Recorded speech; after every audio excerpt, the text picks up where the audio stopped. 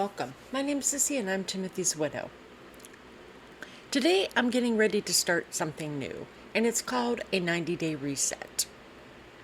As we navigate the challenging path of healing and self-discovery after the loss of our loved one, we need to remember we're not alone. Grief is a profound experience that affects each person uniquely. It is okay to take the time that you need to heal. You will get to the stage when you are ready to begin gradually rebuilding your life while still honoring your emotions, well-being, and of course, your loved one. I invite you to join me as I begin working through my 90-day reset. I would be honored to walk through the 90-day reset with you as we begin to rebuild and prepare for our future. So, what is the 90-day reset? The 90-day reset is not about rushing through the healing process or putting pressure on yourself to get back to normal quickly. It's a gentle and flexible journey designed to help us reconnect with ourselves, reestablish daily routines, and rediscover a sense of purpose and joy. Over the next 90 days, we'll embark on a gradual path of self-care, reflection, and growth. So I know as a grieving spouse, you may be questioning, why a 90-day reset?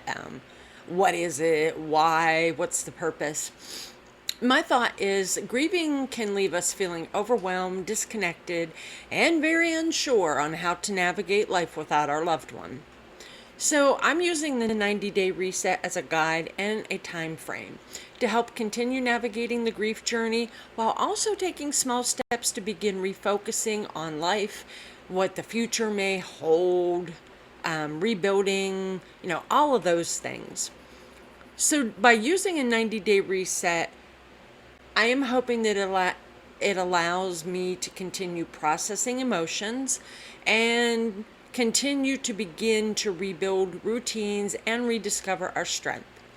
And I think that by taking small intentional steps, it should help move me, and if you decide to do it, it should help move you towards more healing and to create more of a foundation and a better foundation for new chapters in our life or the next chapters in our life.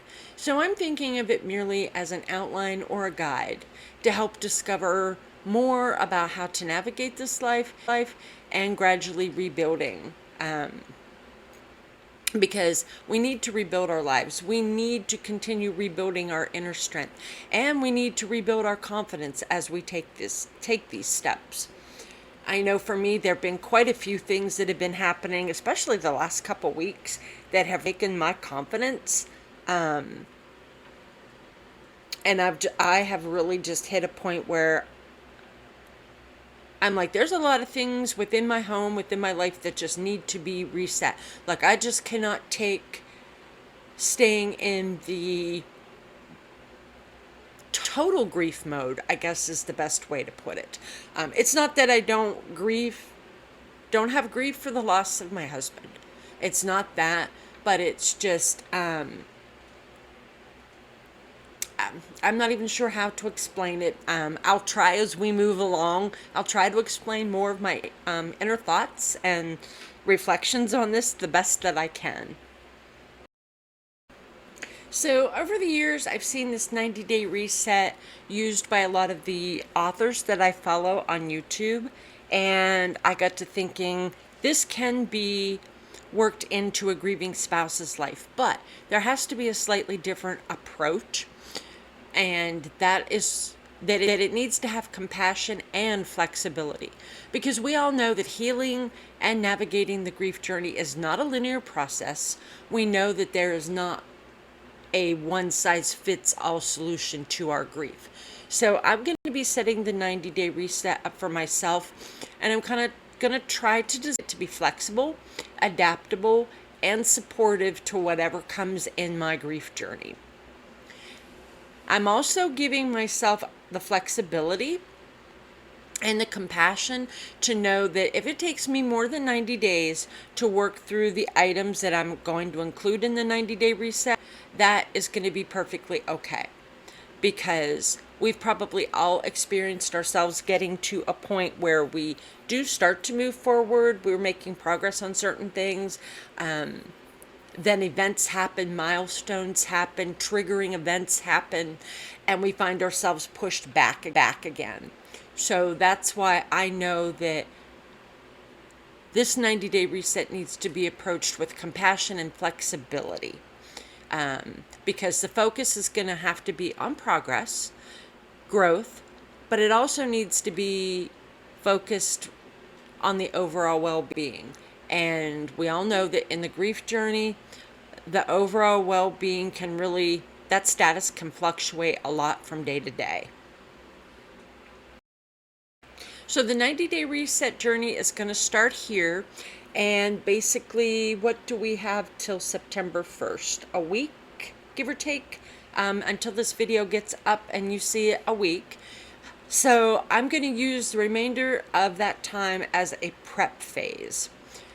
So I'm going to be looking at preparing for the 90-day reset and getting things kind of lined up so that emotionally, mentally, and practically, I'm ready to actually jump into the 90-day reset on September 1st.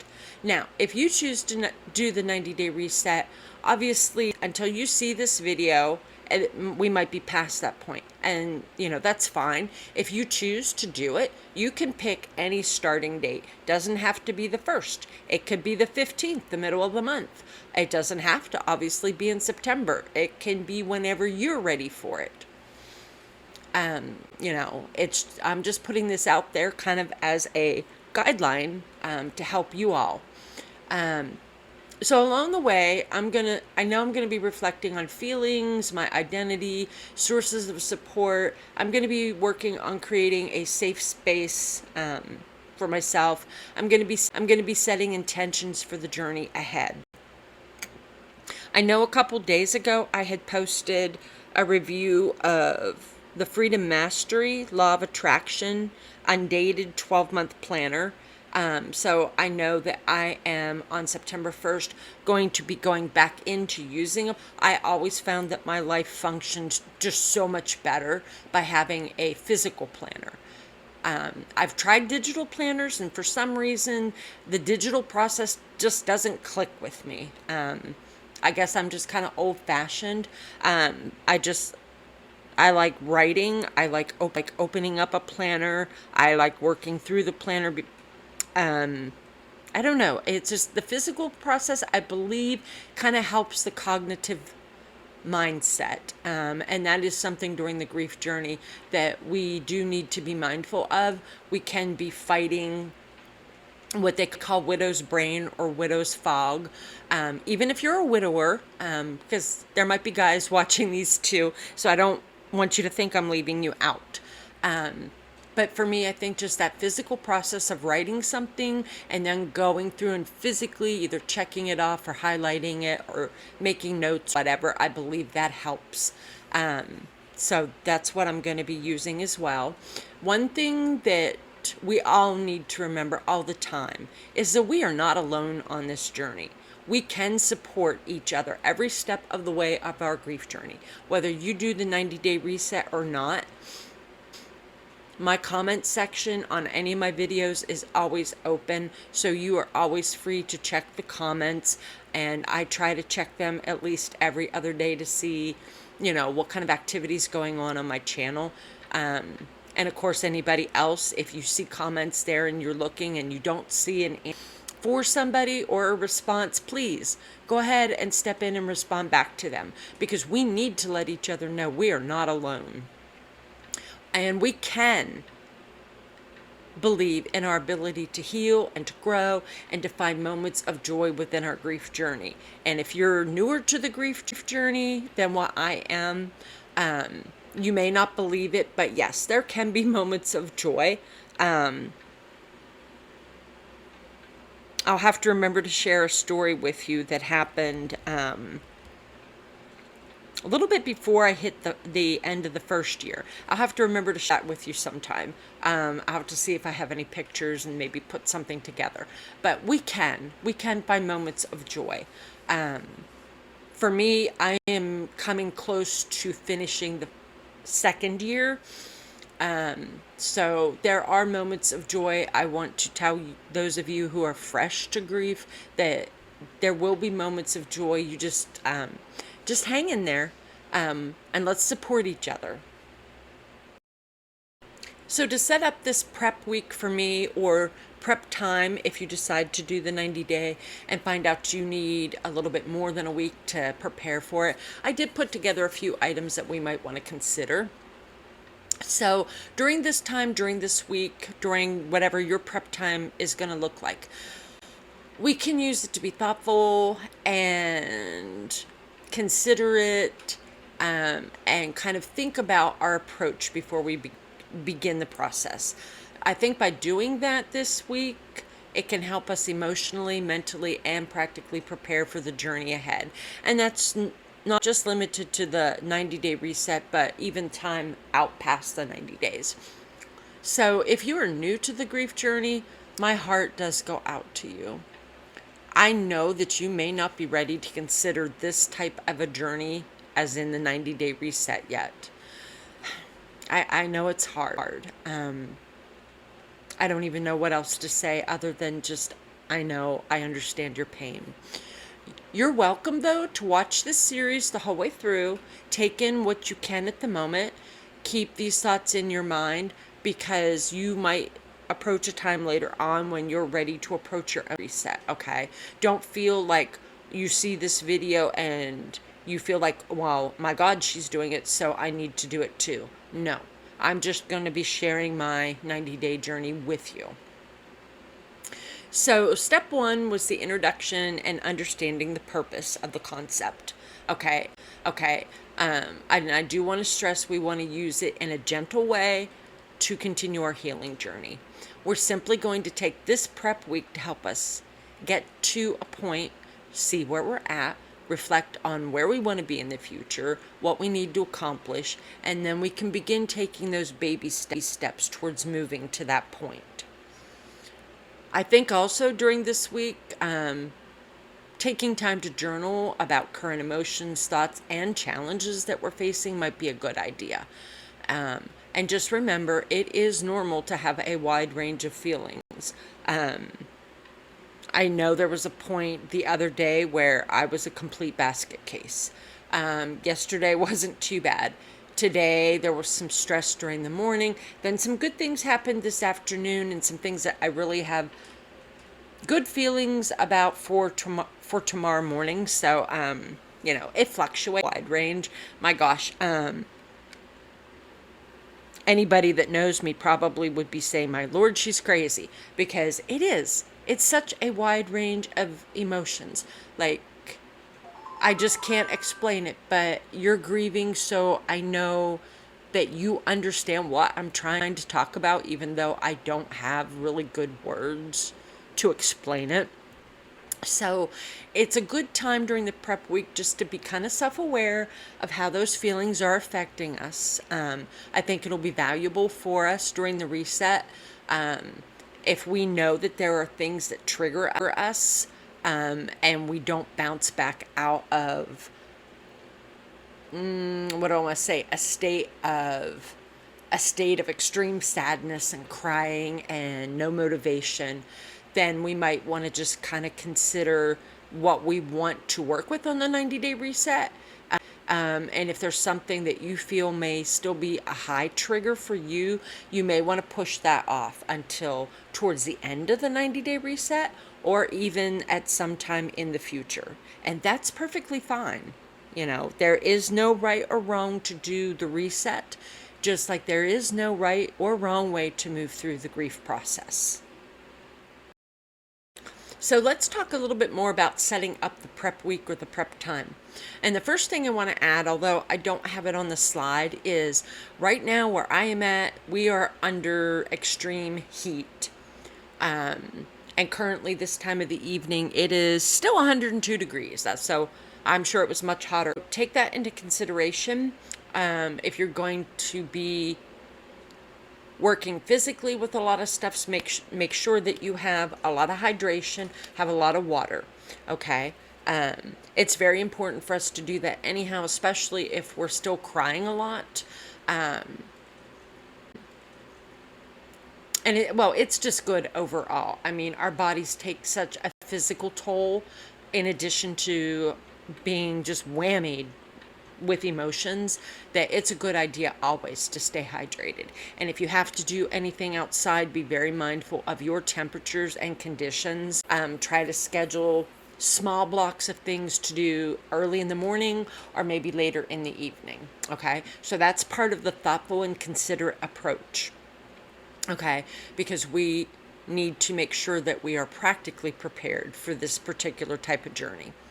The next thing that you might want to do is identify your support system if you haven't already.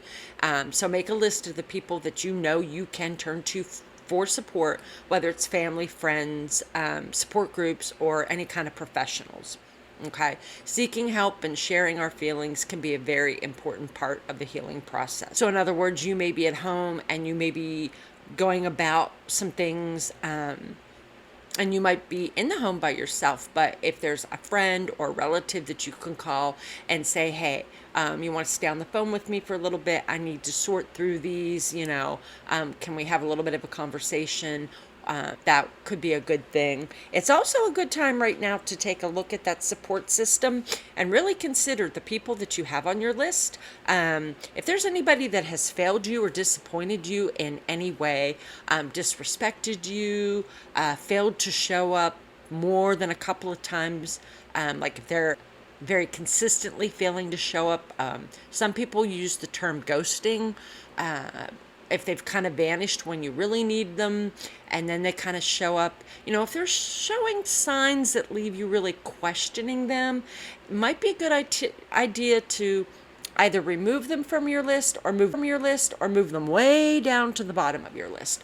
Because again, we want to be doing things that nurture our emotions, our mental health, our physical health, and dealing with that kind of thing is stressful.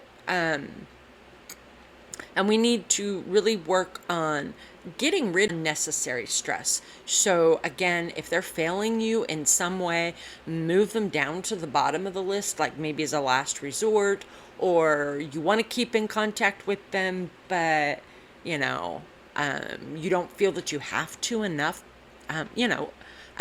Move them to the bottom of the list. If you haven't done so already, create yourself a safe space.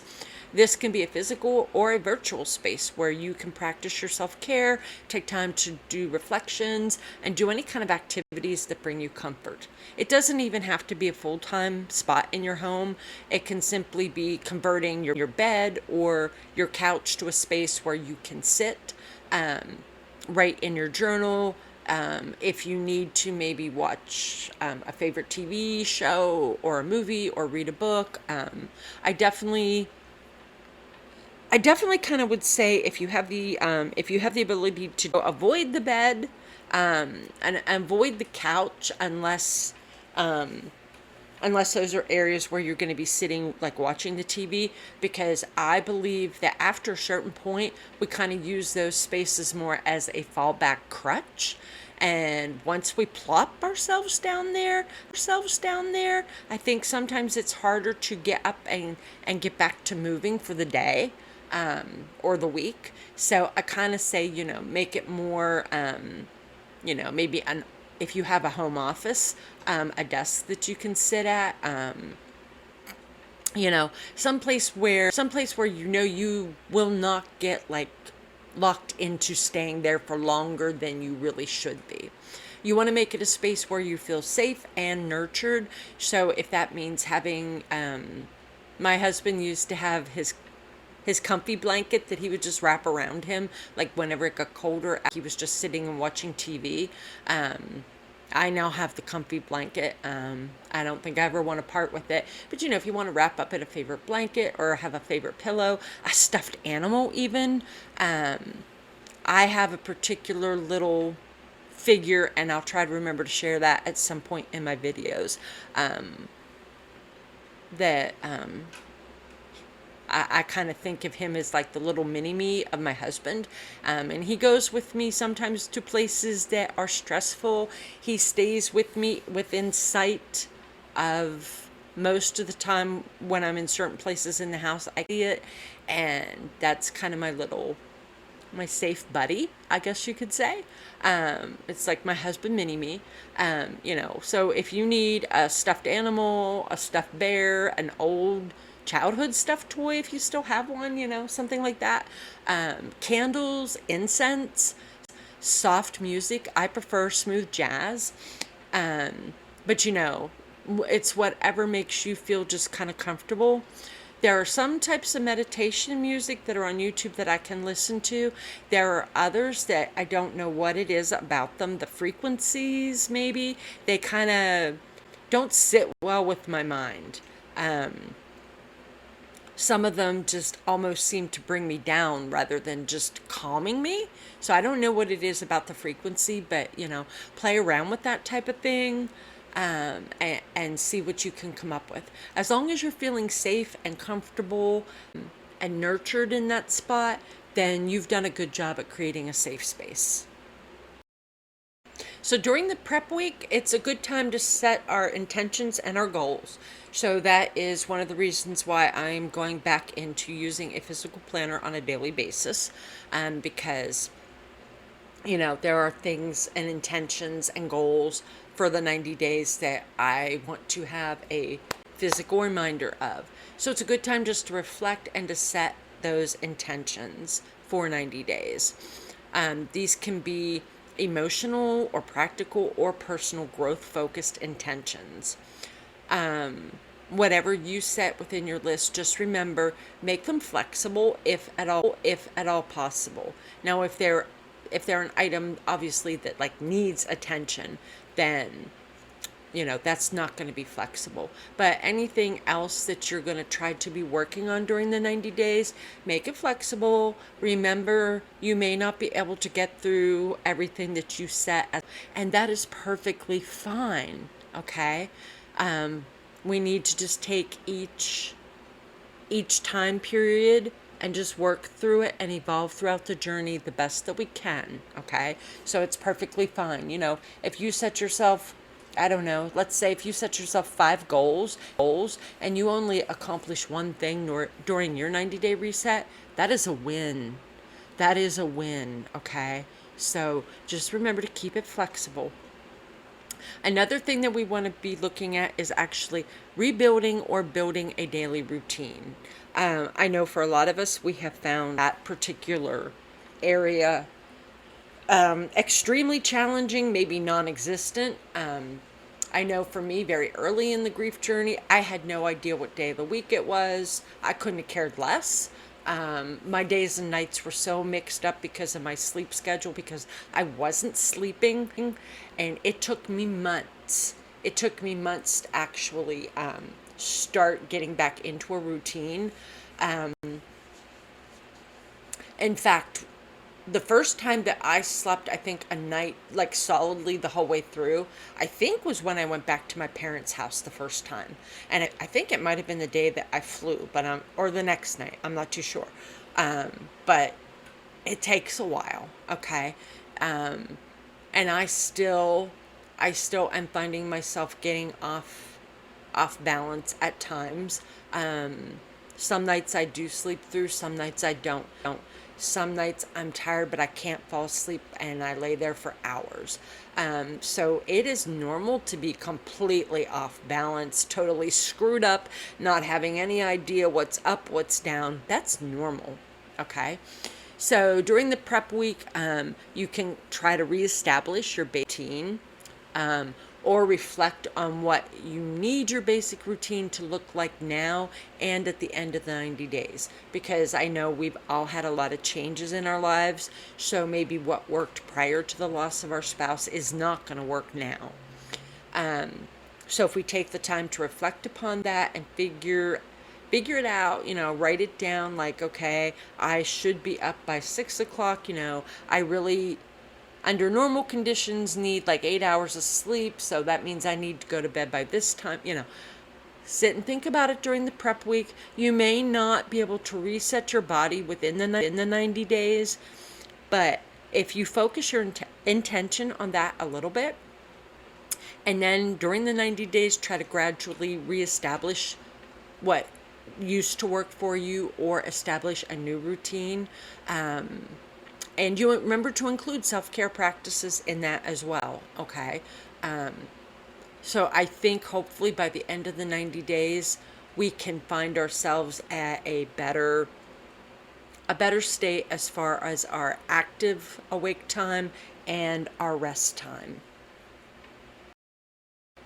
I think one of the good things that we could do during this prep week is kind of think about exploring self-care activities. So during the prep time, kind of think about and make a list of self-care activities that you might want to explore during the 90-day reset. Now, this could be something as simple as getting in and getting your hair trimmed, or maybe like me, getting more color, getting some blonde stuck back in the hair. It can be very simple, like remembering to use your facial cream at night before you go to bed, or maybe remembering to use moisturizer on your hands before you go to bed. It doesn't even have to be a big self-care activity. There are more complex strategies for self-care, such as remembering to take time maybe to meditate or to journal, or to just sit there for 10-15 minutes, listen to a couple of your favorite soothing songs. Like I said, I try to stay towards the smooth jazz. I try to also make what I listen to just instrumental. I find that words can sometimes just get to me. So I have a couple of favorite just musical or instrumental songs that are very soothing, and I love to listen to those. I mean, I have always loved to listen to smooth jazz, so yeah, that has just always been part of my self-care for, oh my gosh, probably 30 years, since the 90s for sure, when I first discovered smooth jazz. So, for me, that is a very comforting, very familiar thing. There are groups that I have been a fan of for a long time. Those are very, very soothing activities for me, okay? There may be activities that you're thinking about starting, and these can be things like taking a walk, maybe doing yoga. Just all kinds of, there's just all kinds of things. You have to think about what resonates with you, what you enjoy, what you're physically able to do, because we're all different in that factor. What might work for me might not work for you. And if you can't start them now because of whatever may be going on in your life, make a list.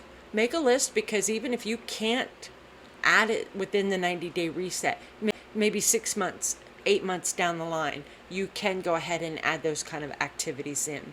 So think about the activities that'll resonate with you. And if you can begin to gradually add them into your routine, that's great. If not, like I said, make that list. Don't forget about them, because as time moves on, you may be able to start working them in your routine. So definitely keep a list.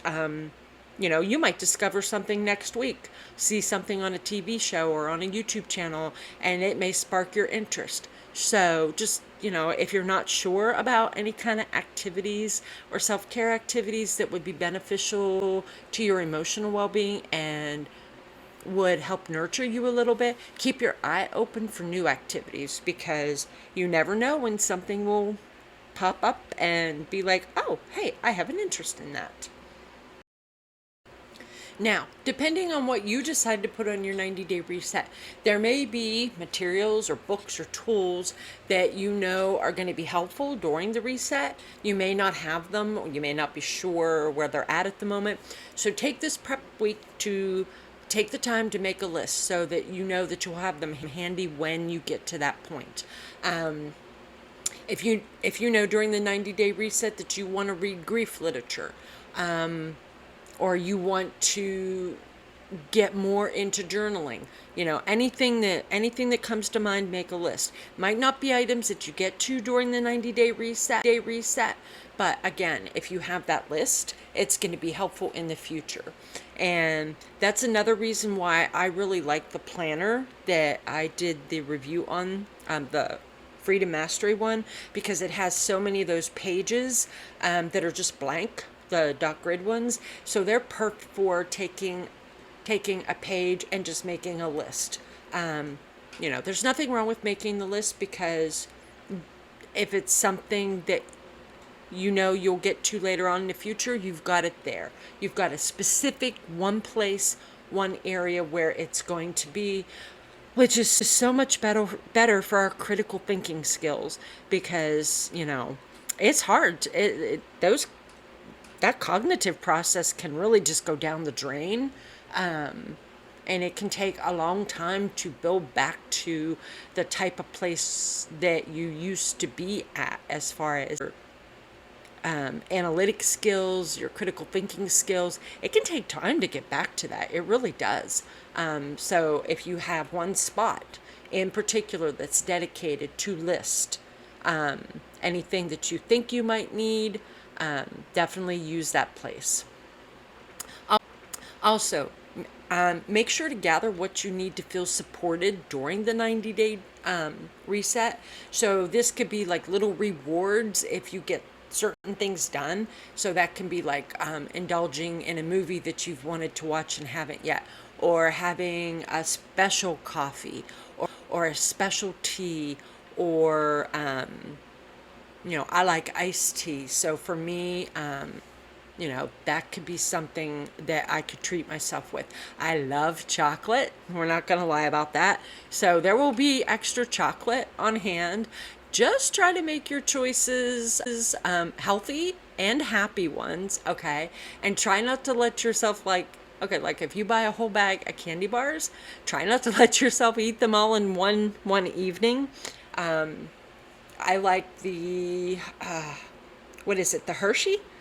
The one that has the crackle and the stuff, that's Hershey. I like the bag that has the variety, the mini ones in them. So I keep a bag of them like kind of in the back of my fridge. And every now and then I indulge in one of those. They're bite size, and I have to shut the fridge to make sure that everything's cold. So, I grab one, sometimes maybe two, and then I walk away, and that's better than me like trying to munch on the whole bag. Also, try to remember to practice your self-compassion. We, at all times during the grief journey, need to remember that it is important to be kind and patient with ourselves. Okay? We can find affirmations or quotes that promote self-compassion, and ones that remind us of our strength. Because whether you know it or not, we are freaking strong, okay?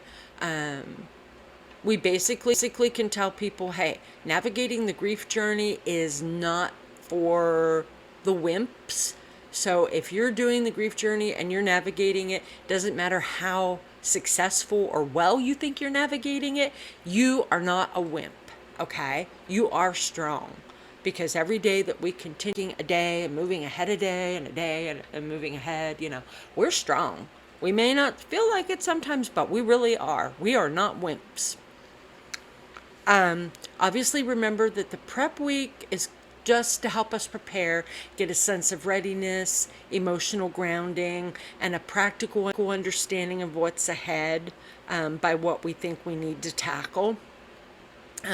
It's also meant to allow us to ease into a reset and begin building a mindset that's conducive to healing and growth. So I know for me, I've got a lot of areas in the bedroom that things are boxed, out of sight, out of mind they were, and I know I need to get through them, or at least some of them. There's some other areas that I have kind of I don't want to say it's completely messy, but there's just areas that I'm with. And I know one of the things that frustrated me the other day was for my camera, there's a piece off the tripod I could not find. I knew I had brought it back from Pennsylvania when I went to visit my parents, but do you think I could find it? No. And it was driving me crazy. And then I lost, I have this really pretty multicolored crystal necklace that I had been wearing since even before my husband had passed, and I don't know what happened to it. I can't find it. I don't know whether I lost it and was not aware of the fact, or if I just took it off, misplaced it. But it's little things like that now that are really starting to get on my nerves. Being a Virgo, I think I'm kind of like a challenged Virgo. Like, I want my life exactly how I want it. I want it organized a certain way. I want this to flow like this. But yeah, I also have always had a problem with distraction, which sometimes can lead to procrastination.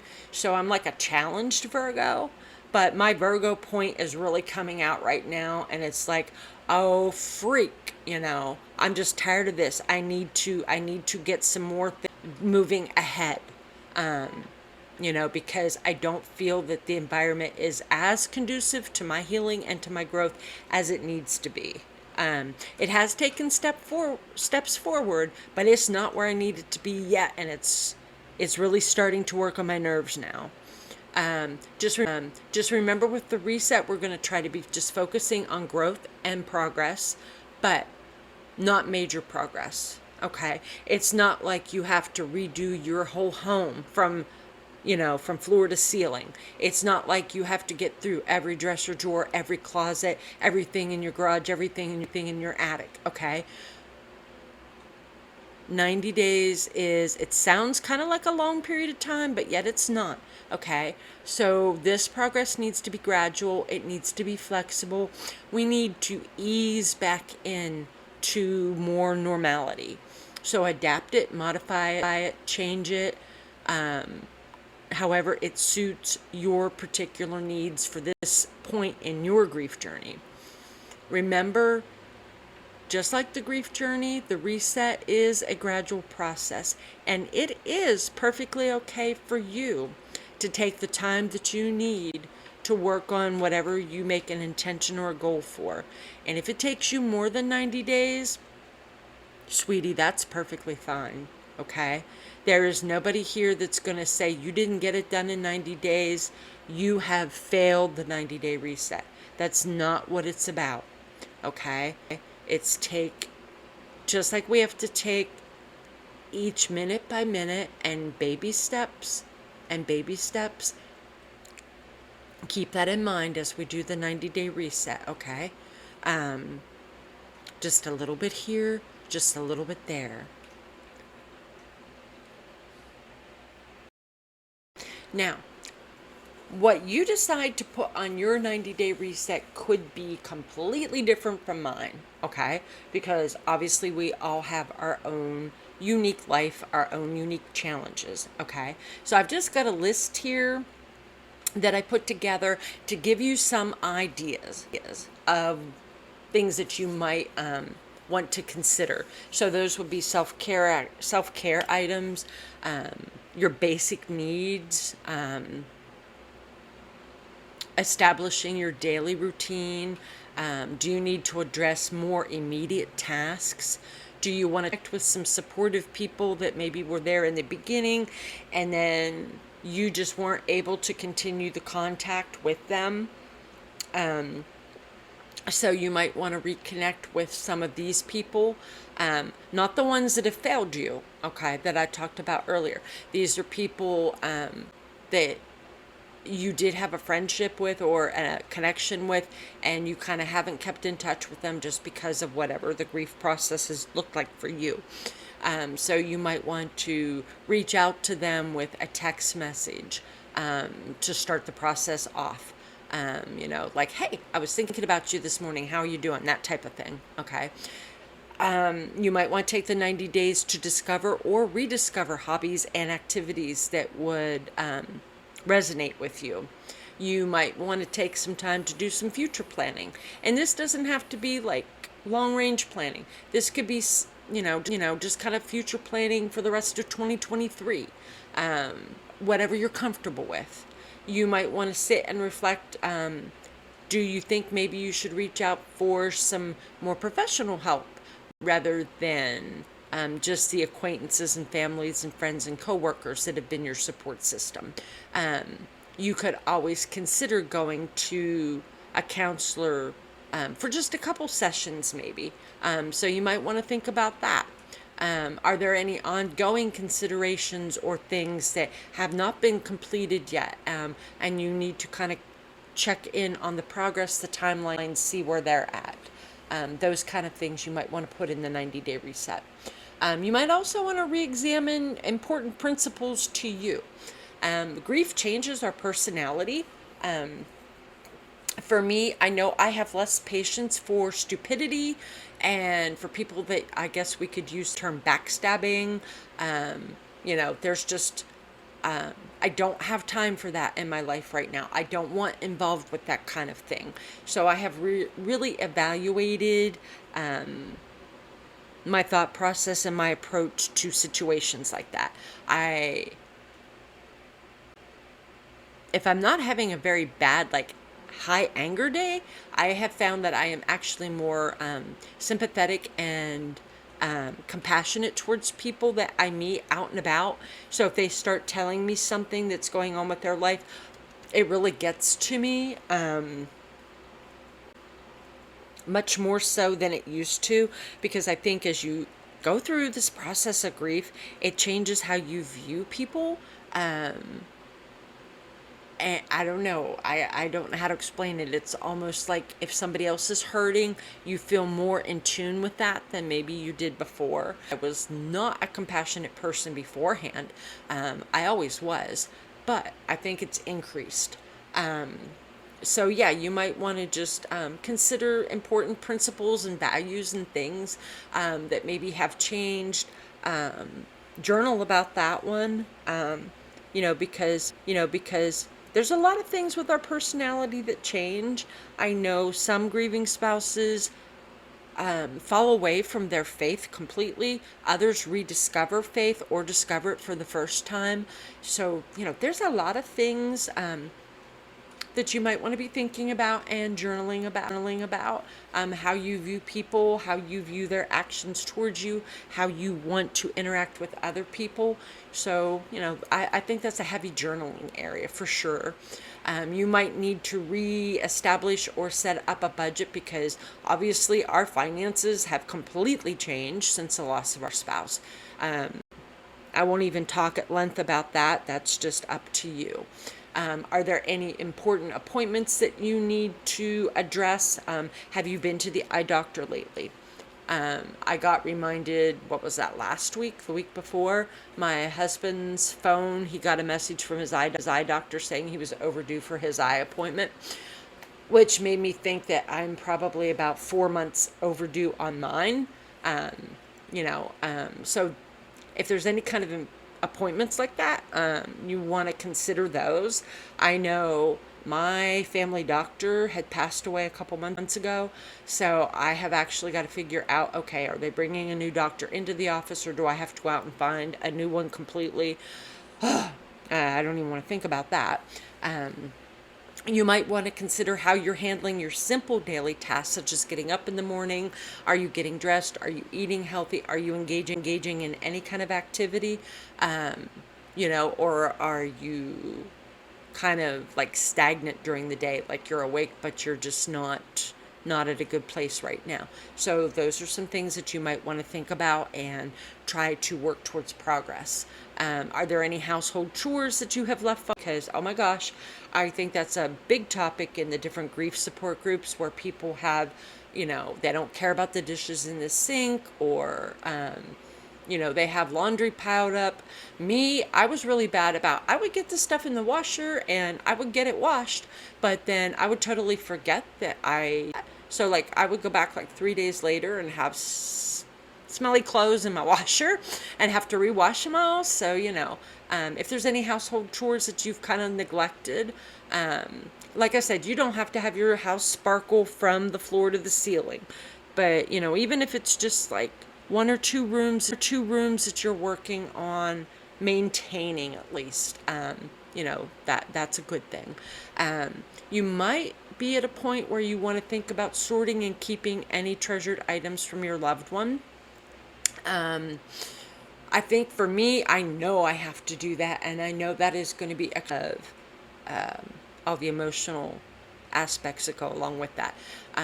So I don't know how much of that I will actually be able to mentally deal with during the 90-day reset, but a lot of that is on my list. For a lot of us, we may need to decide, hey, where I am living at now, is this where I want to be? Is this where I need to be as far as my mental health? I know many grieving spouses said they just felt like they had to move out of their home for whatever reasons. And there's nothing wrong with that. Okay. There's nothing wrong with that. If you get to the point where you're like, I can't stay here. This is just, too much for me, and you want to completely start over, that's something you want to evaluate. Take your time in doing it, because you really want to decide. You really want to decide if what you have in mind to do is going to be a good fit for you. It's one thing if you're just moving to a different location in the same town or a neighboring town in the area that you're at. If you're considering a more long distance move, then really do your research, spend a lot of time reflecting on it, unless you're being forced to do it like immediately, which obviously can happen. I don't have children, I just have a cat, but if you do have children, now is a good time to consider how are they doing? Are their needs being met emotionally and mentally? I think there are YouTubers out there who do talk about the grief journey, and they do have children. That doesn't resonate with me because I have a cat. I don't have kids.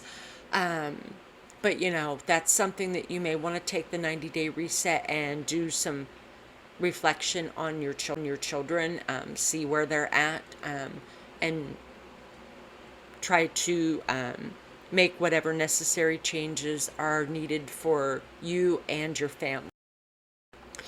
So if you've made it all the way to the end of this video and you think that starting a 90-day reset for yourself is a good idea, then I'm going to say congratulations to you.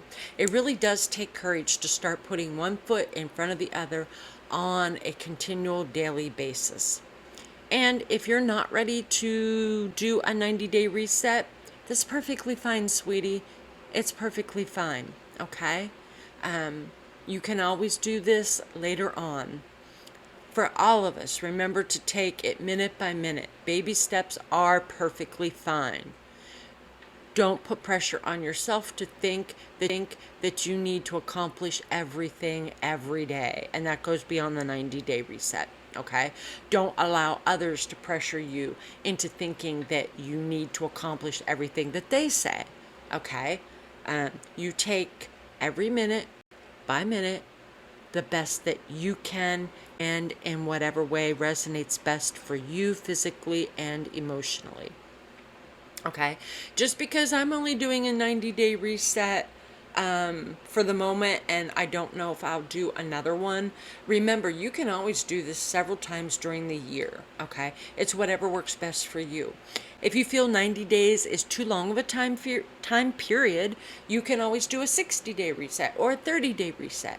Okay, you can take what I use and what I share with you as I move through the process, adapt it to whatever suits you best. Okay, so I'll be coming back in about a week, taking a look at what I've reflected on, sharing some more information with you.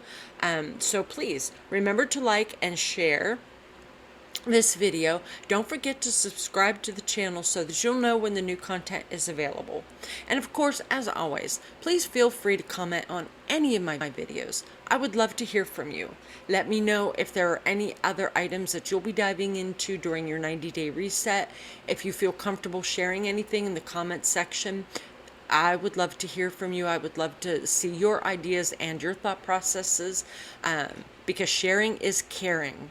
Okay. So that sounds kind of dorky, but especially for those of us doing the grief journey, I think sharing and caring is just a wonderful way to help support each other.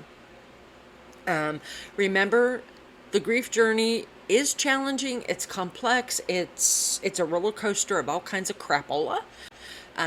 So even at the end of your 90 days or whatever you choose to do, 60 days, 30 days, you may not feel as though you've progressed very far. But please remember just by taking the steps to give it a try, you are gaining momentum. It's baby steps. It's baby steps, my friend. And that's perfectly fine, okay? We are not trying to win the Olympics here, okay? We are just trying to get through the best we can. Also, don't forget to participate in the polls under my community tab. Your participation not only helps my channel to grow, but it also gives us more content to have discussions about, and it also makes us feel like a community. We're connected with each other, okay? So I'm hoping this has maybe given you some wonderful ideas. Be thinking of each of you as I work through my own 90-day reset. So I've been Sissy. I am, as always, wishing you much hope, light, and love, and I will see you in the next one, my friend. Take care.